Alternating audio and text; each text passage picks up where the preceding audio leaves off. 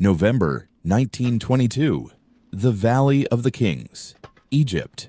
For 5 years, a British archaeologist named Howard Carter has been digging in this valley, funded by a wealthy patron running low on patience and money. Every tomb worth finding is supposed to have already been found. Then, on November 4th, Carter's workers uncover a single stone step buried beneath centuries of debris.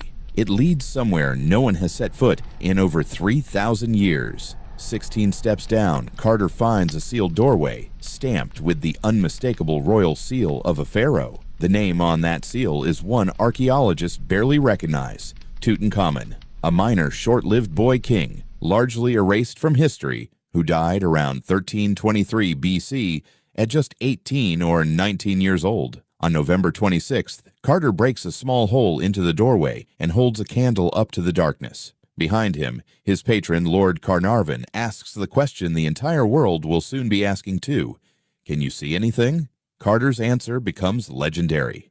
"Yes," he says. Wonderful things.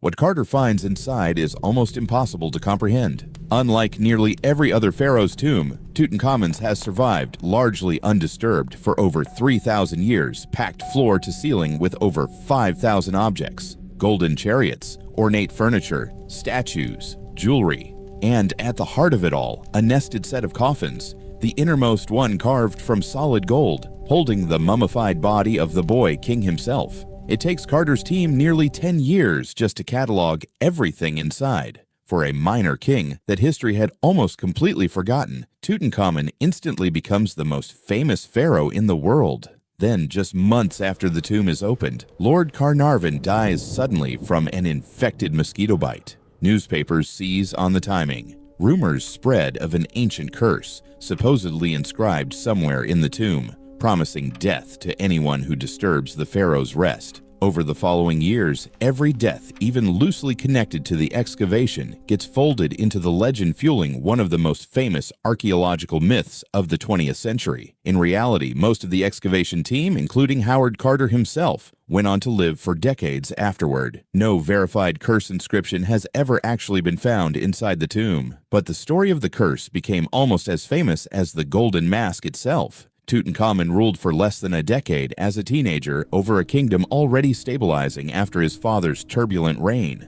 Instead, because his tomb survived nearly perfectly intact, he became the most recognizable face of ancient Egypt the modern world has ever seen. Proof that sometimes history remembers you not for what you did, but for what you left behind.